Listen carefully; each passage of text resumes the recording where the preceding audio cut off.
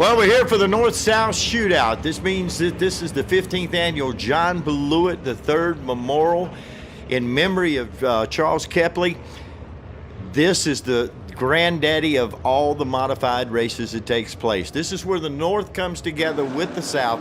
We've got all the action with you. Hello, everybody. I'm Doug Smith, along with Patrick Mullen. We're going to be calling the action for you tonight, right here as the North-South Shootout gets underway. We're just moments away from the green flag coming out. We're going to set the starting lineup for you in just a couple of minutes. But Patrick, great to have you aboard for this great show, this North-South Shootout. Doug, I'm excited to be here to watch this race. We got a lot of heavy hitters here. We got Ryan Priest and from the north, and we got Brandon Ward starting on the pole there from the south. So it's going to be a good race. This will be a great race, and as you can imagine, 125 laps. Now, these are green flag laps that we have here. Remember, there is a pit window between lap 20 and lap 100. Each one of our competitors are going to have to come into the pits and make a pit stop.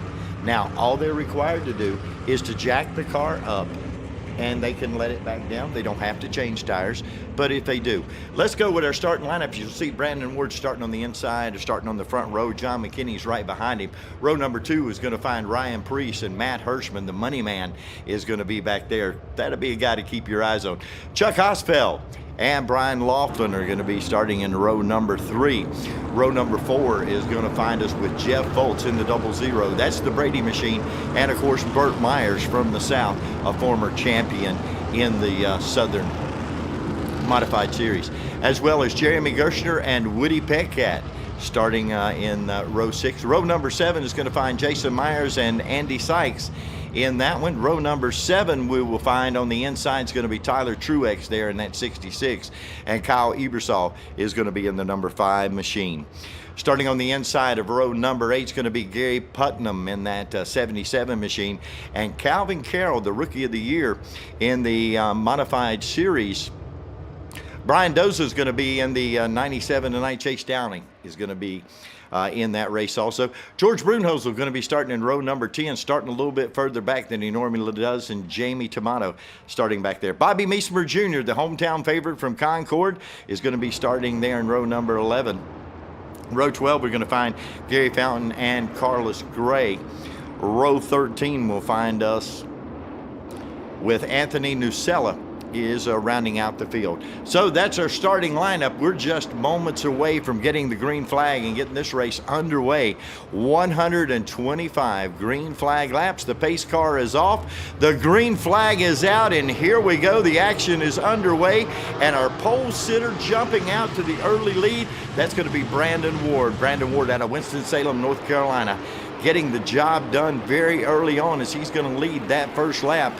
John McKinney is right back there in that second spot, trying to chase it down. There too, off 4 there, Dave. And we got a caution that came out right there. That's going to slow that field down as we got that early spin. Probably just got too excited there on the start of the race there. Well, that happens whenever you come out and you go after it. Early on, you got cold tires. You've got everything that's really working against you because you really want to get settled in. As you know, as a racer, Patrick, as you do, you kind of want to get those first couple of laps under the belt, be able to kind of take a deep breath and be ready to go. Yeah, Doug, you definitely have to let them tires get hot and let them come to you as soon as, laps start going. How many times have we said this? You can never win a race on lap number 1. You can lose it, but you can't win it because they're not going to pay anything off until you get to lap 125. Well, sometimes as a racer, you always want to lead the first, the second, the third, and the last lap. Well, that may be true for wanting to lead those first 3, but unfortunately, payday doesn't happen until you get to lap 125. So that's the only one that counts. It's a little bit immaterial what kind of takes place until you get there. The field, of course, riding underneath the caution right now. Wonderful crowd that we have at the North-South Shootout this year. And as you'll see, the field is under the caution now as the pace car is bringing them down. And of course, this will be a double file restart for them. So as they come down, they'll have the opportunity behind the pace car to make the choice as to which way they want to go or whether they want to come in and make a pit stop. You'd think nobody's going to come in this early, but we have seen stranger things take place in it. As you see, the cone is out. When they come down, this is a choose race. So the leader starts down and he can choose which side, if he wants the inside or the outside. We're able to catch a little bit of in-car camera right there from Jeremy Gershner out of Wesley Chapel, Florida. And of course, Jeremy was the Southern Modified champion for the 2017 season. Patrick, you know this is getting ready to go green again. It's going to get exciting. I'm looking forward to it. We got a lot of heavy hitters up front. There's going to be a lot of action. There you just saw Burt Myers in that #1 machine. Of course, a hard-nosed competitor that we expect to see great things out of throughout the course. He's just a hard-nosed racer that loves to go racing all the time. In fact, he makes a career out of it. Looks like we're just about ready to get back underway. Lights go off on the caution car, so that means we're just one away from green. Closing them up here. Scuffing them tires, getting the dirt off them, getting the rocks off them, getting ready to go green. Patrick, what goes through your mind right now? Pull them belts tight and get after it. We're going to find out that that's what they're going to be ready to do right now. As you see that top 5 there of Brandon Ward leading, John McKinney there in second, Ryan Priest riding in third, Matt Hirschman, that's the money man, in the 4th spot. Of course, he is a 5-time winner of this race. And then, of course, Chuck Hosfeld. Matt, he'll be a hard one. Matt, he'll be a hard one to beat. He's a fierce competitor. Boy, he just knows, and they call him the money man, and there's a reason they call him the money man. As the green flag comes out, they go diving side by side into turns 1. Now they're going to hit the dog leg, and as you see the dog leg over there, that is the fastest place that is on the racetrack. Priest, he's right in there, close second. Priest making that move early on, and that's Ryan Priest wants to get up there and make a statement early on and do. Ryan is not one that likes to ride back in the back of the pack. He likes to get up and lead the laps and set the pace and set the tone. And of course, coming off of the great year that he's had in the Xfinity Series by picking up a win and several top 5 finishes, it may solidify him getting a ride later on. But right now, Brandon Ward out of Winston-Salem is setting that pace. And Brandon Ward, he's a phenomenal race car driver, and he's going to be hard to beat. You know, he's one of our Southern guys, and he's got something to prove here. Well, he does. You know, and when you try to prove something, sometimes you get yourself into some bad situations, as you may know, that you sometimes have to take a deep breath and relax and set yourself up for a good run. And there you see that Brandon Ward is already going to be catching the field, as we've got a slower car heading into the pits right now. We'll pick that number up for you in just a moment. But Brandon Ward, Ryan Priest, and John McKinney go 1, 2, 3. Those are 3 guys that can dominate any time that you're on the racetrack. There goes Priest, Doug. He got right in there.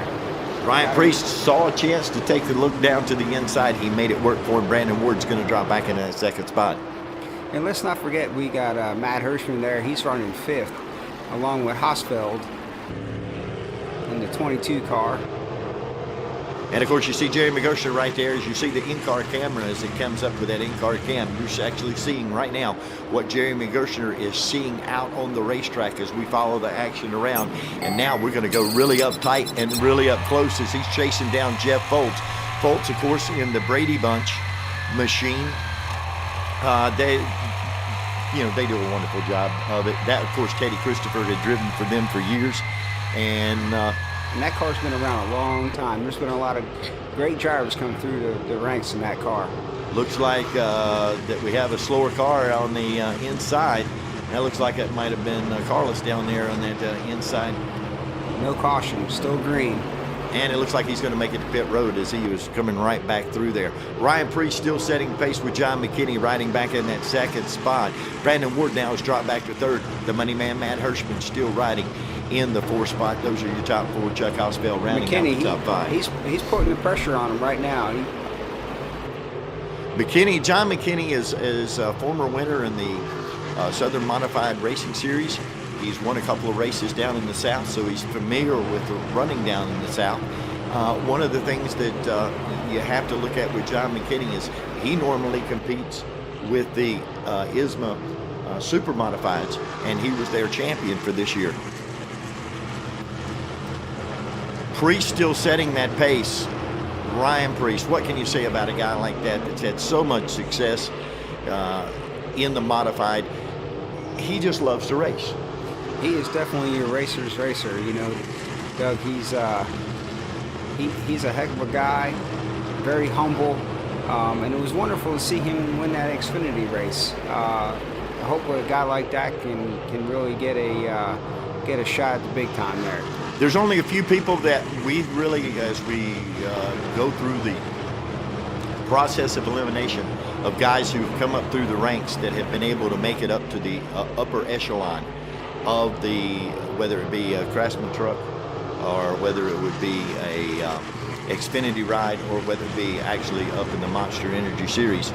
Ryan Priest is one of those who has done things the right way, and that is he's earned his way there.